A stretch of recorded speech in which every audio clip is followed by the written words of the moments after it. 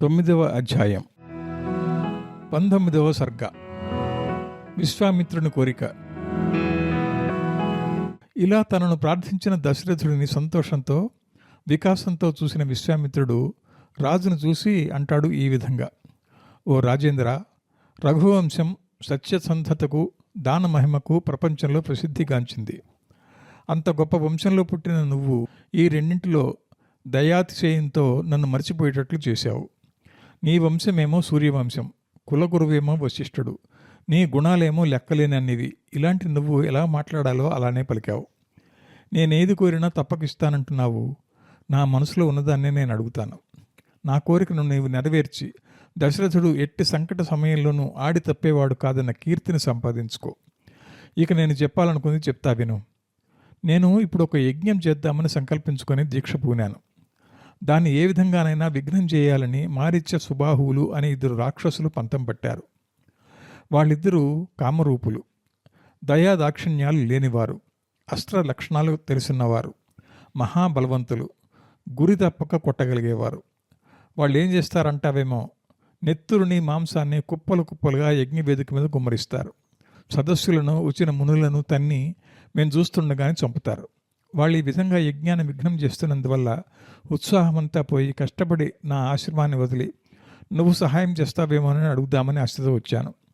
నేను బాణం పట్టగలను కదా, శాపం పెట్టగలను కదా, ఎందుకు వారిని విలువిద్యలు చేయించకూడదు, ఎందుకు శాపం పెట్టి చంపకూడదు అని నీవు అడగవచ్చు.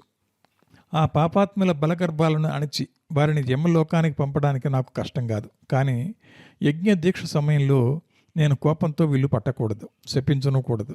మిగతా రోజుల్లో దండించుదామంటే వాళ్ళు రారు. యజ్ఞ సమయంలోనే వారిని దండించాలి.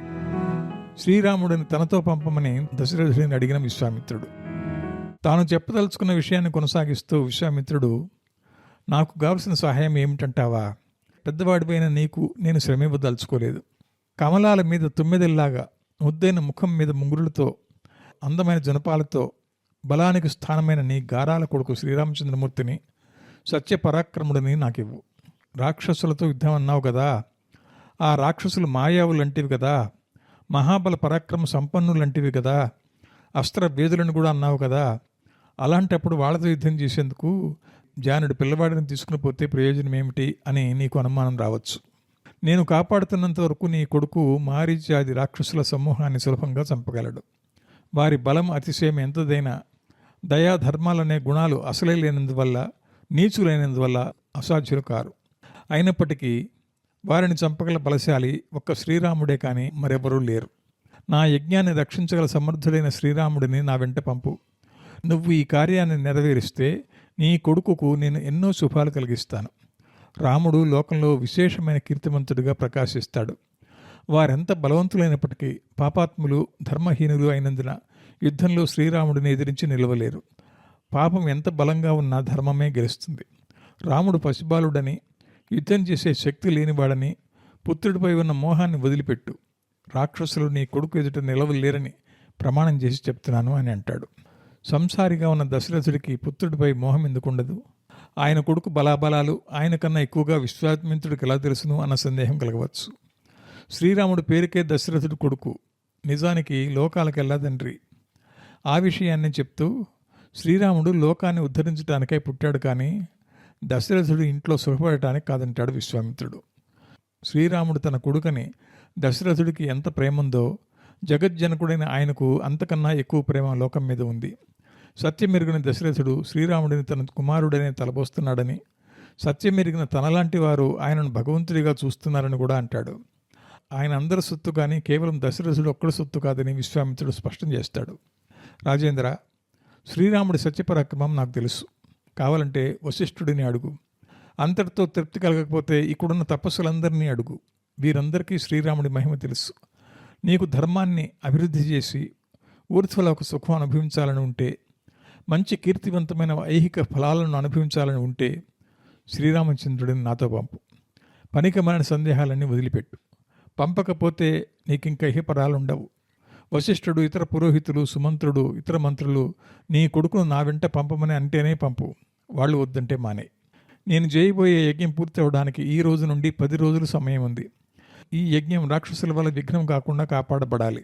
దీక్షాకాలం మించిపోకముందే నీ కొడుకును నా వెంట పంపు అని తాను చెప్పదలుచుకున్నది పూర్తిగా చెప్పి యజ్ఞం పేరుతో శ్రీరాముడిని తన వెంట తీసుకుని పోయి వారితో మారీచ సుబాహులను చంపించి వారికి శ్రేయస్సు కలిగించాలని తాను తలంచిన విషయాన్నంతా చెప్పి దశరథుడి సమాధానం కొరకు మౌనం దాల్చాడు విశ్వామిత్రుడు. విశ్వామిత్రుడు రామచంద్రమూర్తిని తన వెంట పంపమన్న మాట వినగానే దశరథుడి ముఖం విలవిలాపోయింది. పెద్ద ఆయనకు మాట ఇచ్చానే, ఎట్లా తప్పాలి? మాట తప్పకుండా శ్రీరాముడిని ఎట్లా పంపాలి? పంపితే రాముడిని విడిచి ఎట్లా బతకాలి? ఇప్పుడు అవునంటానికి లేదు, కాదనటానికి లేదు అని తనలో తానే అనుకుంటూ విశ్వామిత్రుడి మాటలు విన్నట్లు విషాదంగా కూర్చున్నాడు దశరథుడు. కాసేపు అయిన తర్వాత తననే రమ్మనకపోతాడా అన్న ధైర్యంతో వేచి చూసినప్పటికీ విశ్వామిత్రుడి నోట అలా రాకపోయేసరికి ఆశపడని గుండెలు పగిలి దుఃఖ సముద్రంలో మునిగి స్మృతి తప్పి పడిపోయాడు దశరథుడు. 20వ సర్గ. శ్రీరాముడిని పంపదలుచుక పరితపిస్తున్న దశరథుడు. అలా కొంతసేపు స్మృతి తప్పిన దశరథుడు కూలుకొని ధైర్యం తెచ్చుకుని కొడుకు మీదుండే మోహంతో పామరత్వంతో శ్రీరాముడి మూల్యాన్నే ఎంచుతూ ఆయన మహాత్మ్యాన్ని గురించి విశ్వామిత్రుడు చెప్పిన మాటలన్నీ మర్చిపోయి రామచంద్రమూర్తిని పంపలేనని చెప్పడం మొదలెట్టాడు ఈ విధంగా. అయ్యా విశ్వామిత్ర మహాముని, నువ్వు విశ్వానికంతా మిత్రుడు కనుకనే విశ్వామిత్రుడనే పేరు వచ్చింది. అలాంటప్పుడు నా విషయంలో ఎందుకు అమిత్రుడు కావాలి? మా రాముడు ఇంకా బాలక్రీడల్లోనే వినోదం పొందుతున్నాడు. 16 సంవత్సరాలు ఇంకా నిండలేదు.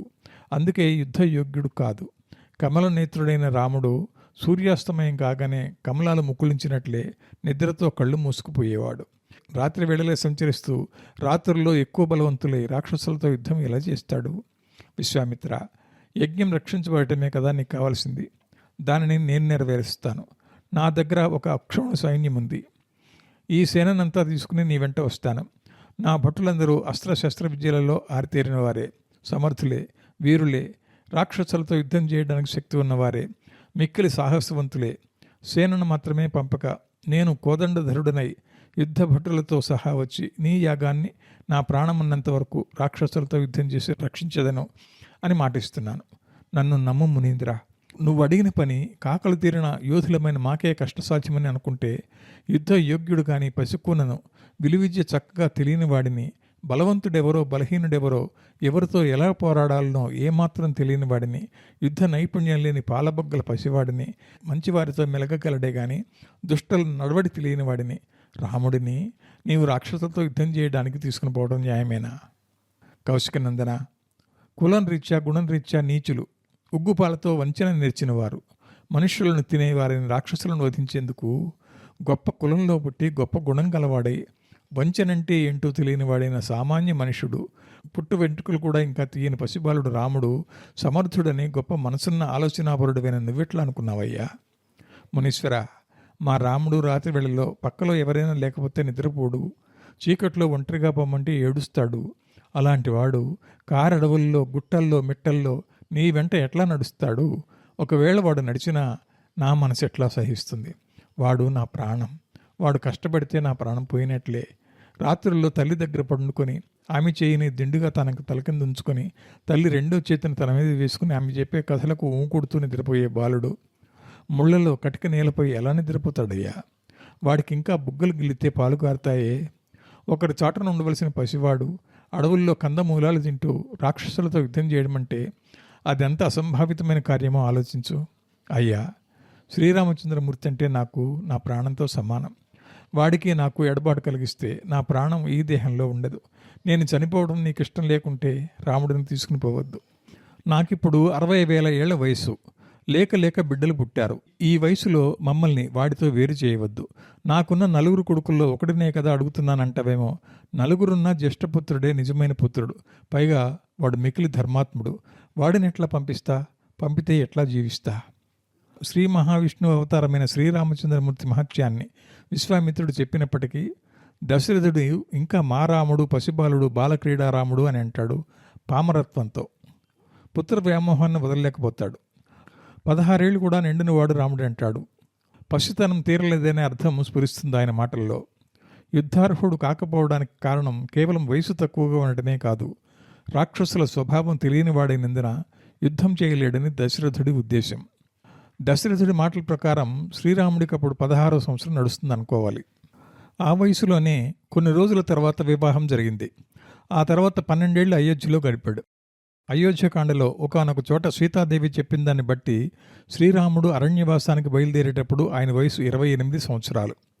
అయితే రావణుడితో భర్త వయసుతో చెప్తూ వనప్రవేశ సమయంలో రాముడికి 25 సంవత్సరాలని, తనకు 18 సంవత్సరాలని అంటుంది. మరో సందర్భంలో అరణ్యానికి పోయే ముందర తనను చూడడానికి వచ్చిన శ్రీరాముడితో కౌసల్య అన్న మాటల ప్రకారం ఆయనకప్పుడు 17 సంవత్సరాల వయసు ఉండాలి. ఇదే నిజమైతే శ్రీరాముడికి 5వ ఏటనే పెళ్లి జరిగి ఉండాలి. విశ్వామిత్రుడి వెంట వెళ్లే సమయంలో ఆయనకు ఉపనయనమైనట్లు చెప్పబడింది. 5వ సంవత్సరంలో ఉపనయనం జరగటం శాస్త్ర విరుద్ధం కాబట్టి శ్రీరాముడు అరణ్యానికి పోయేటప్పుడు 8 + 17 25 సంవత్సరాల వయసు అని గ్రహించాలి. వాల్మీకిదొక విలక్షణమైన శైలి. ఏ విషయాన్ని ఒకే చోట సంపూర్ణంగా చెప్పడు. ఒక విషయాన్ని 2-3 సందర్భాల్లో చెప్పాల్సి వస్తే అక్కడ కొంచెం చెప్తాడే కానీ మొదట్లోనే అంతా చెప్పడు. మోసగాడని తలంపక తనను ఎత్తుకుపోవడానికి వచ్చిన రావణుడిని నిజమైన బ్రాహ్మణుడిలాగానే భావించిన సీతాదేవి సత్యం చెప్పకపోతే శపిస్తాడేమోనని భయపడింది. వనవాసానికి వచ్చేటప్పటికి శ్రీరాముడికి 25 సంవత్సరాలని చెప్పింది. అంటే వనవాసం వెళ్ళేటప్పటికి 25 సంవత్సరాలని, విశ్వామిత్రుడు వెంట పోయేటప్పుడు 12 సంవత్సరాలని అనుకోవాలి. 12వ నెలలో శ్రీరాముడి జననం, 12వ ఏట విశ్వామిత్రుడితో వెళ్ళడం, 12 ఏళ్ళు అయోధ్యావాసం, 12 ఏళ్ళు అరణ్యవాసం, 12 ఏళ్ళు సీతాదేవి వాల్మీకాశ్రమంలో నివాసం. ఈ విచిత్రం తత్వవేత్తలకే తెలియాలి. పామరుల ప్రశ్నోత్తరాలు కేవలం యాదృచ్ఛికాలే. 16వ సంఖ్య గురించి వాల్మీకి చేసిన ప్రశ్నలోనే ఉంది కూడా. యజ్ఞాన్ని విఘ్నం చేస్తున్న రాక్షసుల వృత్తాంతాన్ని విశ్వామిత్రుడిని అడిగిన దశరథుడు. ఒకవైపు రావణుడిని పంపడం ఇష్టం లేదని చెప్తూనే మరోవైపు యజ్ఞాన్ని విఘ్నం చేస్తున్న రాక్షసుల గురించి తెలుసుకునే ప్రయత్నం చేస్తున్నాడు దశరథుడు.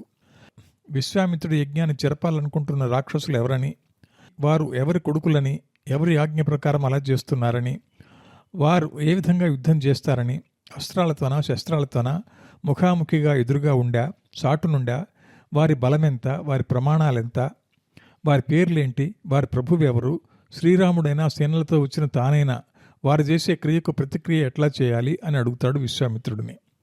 జవాబుగా విశ్వామిత్రుడు, దశరథ, నువ్వు కుబేరుడి తమ్ముడు, పులస్త్యుడి మనవడు, విశ్రవసుడి కొడుకైన రావణుడి పేరు విన్నావుగా. వాడే బ్రహ్మ వల్ల వరాలను పొందాడు. మిక్కిలి బలవంతుడు, పరాక్రమం కలవాడు. రాక్షస సేనా సమూహాలతో కూడినవాడై 3 లోకాలను వణికిస్తూ గడగడలాడిస్తున్నాడు. వాడు రాజు అయినందున అల్పకార్యాలను, అలక్ష్యంగా స్వయంగా యజ్ఞాలను పాడు చేయటం లాంటివి చేయకూడదు. అవి చేసేందుకు వాడి మిత్రులను, సేవకులను పంపిస్తుంటాడు. అలా వాడి ఆజ్ఞ ప్రకారం తాటక కొడుకులైన 2 రాక్షసులు వచ్చి యజ్ఞం కొనసాగకుండా విఘ్నం చేస్తున్నారు. శ్రీరాముడిని పంపేందుకు నిరాకరించిన దశరథుడు. విశ్వామిత్రుడి నోట రావణుడి పేరు, తాటకీపుత్రుల విషయం వినంగానే దశరథుడు భయపడ్డాడు. విశ్వామిత్రుడు పాపరహితుడై కళ్ళు తెరవని పసికందును, నోరెరుగని బాలుడిని రాక్షసుల చేతిలో వేసే ఆలోచన ఎలా చేశాడని ప్రశ్నిస్తాడు. రాముడి సంగతటుంచి ఆ పాపాత్ముల ఎదుట నిలవబడటం తనలాంటి వాడికే సాధ్యం కాదే అంటాడు. తనపై దయతెలిచి తన కుమారుడిని ఊపిరితో ఉండనివ్వమని, తనకిప్పుడు విశ్వామిత్రుడే దైవమని, తనకు బిడ్డలనిచ్చిన వాడికంటే వారిని బ్రతకనిచ్చిన వాడే ప్రస్తుతం దైవ సమానుడని భావిస్తానని మరీ అంటాడు దశరథుడు. మునీంద్ర, నువ్వే నా తండ్రివని రక్షించమని నేను అడుగుతున్నాను. పుత్రుడికి పుత్రశోకం కలిగించటం తండ్రికి తగదు. నేనెంత నిర్భాగ్యుడనో కనుకనే ఏళ్లబట్టి తపస్సు చేసి పొందిన కొడుకులను, ప్రయాస పొంది లభించిన కొడుకులను కళ్ళు తెరిచి తెరవకముందే రాక్షసులు పాలు చేయాల్సిన దురదృష్టం కలగబోతోంది. యాచించటం నా కులవృత్తి, క్షత్రియ ధర్మం కాకపోయినా వ్రతం చెడిన ఫలితం దక్కాలన్న సామెత ప్రకారం పుత్రభిక్ష పెట్టమని ప్రార్థిస్తున్నాను. ఈ బాలుడిని నేను పంపించలేను, క్షమించు అని మనసులో మాట చెప్తాడు. దేవజాతులైన దేవతలు, కిన్నరులు, యక్షులు, కింపురుషులు, గంధర్వులు కూడా రావణుడితో యుద్ధం చేయలేరే. మనుషులకు అది సాధ్యమా? రావణుడు వీరుడు అని చెప్పుకునే ఎవరినైనా దర్పమణుస్తాడు. సేనలతో కానీ ఒంటరిగా కానీ వాడిని ఎదిరించి యుద్ధం చేయలేను నేను. దేవతలకు అసాధ్యులై ఎవరికి అజేయులై మరణించిన వారైన సుందోపసుందుల కొడుకులు మారీచు, సుబాహువులు. వారు సామాన్యులు కారు. యముడితో సరితూగేవారు, మిక్కిలి బలశాలులు. వారి చేతికి చిక్కితే యముడి వశమైనట్టే. వారు యుద్ధంలో ఆరితేరిన వారైతే నా కొడుకేమో బాలుడు, గురి చూసి కొట్టలేడు, కాబట్టి నేను వాడిని పంపలేను. వాళ్ళిద్దరిలో ఒకటితోనన్నా నేను నా సేనలతో కలిసి యుద్ధం చేస్తాను అని కొడుకు పైనున్న వాత్సల్యంతో దశరథుడు నిష్ప్రయోజనమైన మాటలు అనగానే యజ్ఞంలోని అగ్నిలో నెయ్యి పోసినప్పుడు వచ్చే మంటల్లాగా కంట్లోంచి నిప్పులు గురిపిస్తూ విశ్వామిత్రుడికి కోపం వచ్చింది. 21వ సర్గ. దశరథుడిపై కోపించిన విశ్వామిత్రుడు శ్రీరాముడిని పంపమని దశరథుడికి బోధించిన వశిష్ఠుడు. తాను ఏది అడిగినా ఏదైనా ఇస్తానన్న దశరథుడికి అసత్య భీతి లేకుండా ఎదుటివాడికి పరుగు పోతోందనుకోక, మరొకరికి తెలిసినంత మాత్రమేనా తెలియక, ఆలోచన లేక, విశ్వామిత్రుడంతటి మహాత్ముడిచి అడిగాడేనని కూడా ఆలోచించక, ఒకడు చెప్పిన అర్థం చేసుకునే తెలివితేటలు లేక, కేవలం పామరత్వంతో మాట్లాడిన మాటలను విన్న విశ్వామిత్రుడు ఈ మూఢుడు ఇక మంచి మాటలతో చక్కబడడు అనుకుని కోపం తెచ్చుకుని కనుబొమ్మల్ని చూసేవారందరికీ భయం పుట్టే విధంగా భయంకరంగా ముడిచి ప్రళయకాల రుద్రుడిలాగా భయంకరుడై ఎండిన కట్టెలను దహిస్తూ మండుటెండలో నేయి వేస్తే భగ్గుమని విజృంభించే అగ్నిలాగా అసలే స్వభావరీత్యా కోపిష్టైనందున దశరథుడిని ఏం చేయబోతున్నాడో అనే విధంగా దేవతా సమూహాలు భయపడుతుంటే, భూమి గడగడలాడుతుంటే రాజుతో అంటాడు ఈ విధంగా: ఓరి రఘువంశానికి అపకీర్తి తెచ్చేందుకు పుట్టిన నీచుడా, లోకంలో ఎవరికీ కొడుకులు లేరా? నీ ఒక్కడివే నా కొడుకులను కన్నావు. నేను ఏది కోరినా సంపూర్ణంగా నెరవేరుస్తానని మాట ఇచ్చి నేను నోరు జారి అడిగిన తర్వాత అహంకారంతో ఇవ్వనంటావా? నీకింత గర్వమా? నువ్వు నీ కొడుకును పంపనంత మాత్రాన నా కార్యం ఆగిపోతుంది అనుకుంటున్నావా? చూద్దాం ఎలా జరగదో. దశరథ, నీలాంటి స్వతజ్ఞానం లేని వాడిని, చెప్పిన అర్థం చేసుకోలేని వాడిని, పట్టిన పట్టు సాధించాలనుకునేవాడిని, విషయాసక్తుడిని, అసత్యవాదిని, మోసగాడినైన నిన్ను దేశానికి ప్రభువుగా, శ్రీరాముడంతటి వానికి తండ్రిగా చేసిన బ్రహ్మదేవుడిని పట్టుకుని తునాతునకలుగా ఖండించాలి. కానీ నిన్నని ప్రయోజనం లేదు. హరిశ్చంద్రుడు ఆడి తప్పేవాడు కాదని నాకు అనుభవమైనందున ఆయన వంశంలో పుట్టిన నీవు కూడా అట్లానే సత్యసంధుడు అన్న భ్రమలో నిండు కోరికతో నిన్ను యాచించాను. రాజా, నా తప్పు క్షమించు. ఇచ్చిన మాటను తప్పడం నీకు ధర్మం అనుకుంటే వచ్చినదనే వెళ్తాను. అసత్యవాదివిగా సకల బంధువులతో సుఖంగా ఉండు. ఇలా ఎప్పుడైతే విశ్వామిత్రుడు తన చెక్కిళ్ళు అదురుతుండగా, చూసేవారు గడగడలాడుతుండగా, రెండు కళ్ళల్లో నిప్పులు కురిపిస్తూ విజృంభించి పలుకుతుంటే, దేవతలు నివ్వెరపడుతుంటే, దశరథుడితో శ్రీరాముడిని విశ్వామిత్రుడితో పంపమని నచ్చచెప్తాడు వశిష్ఠుడు.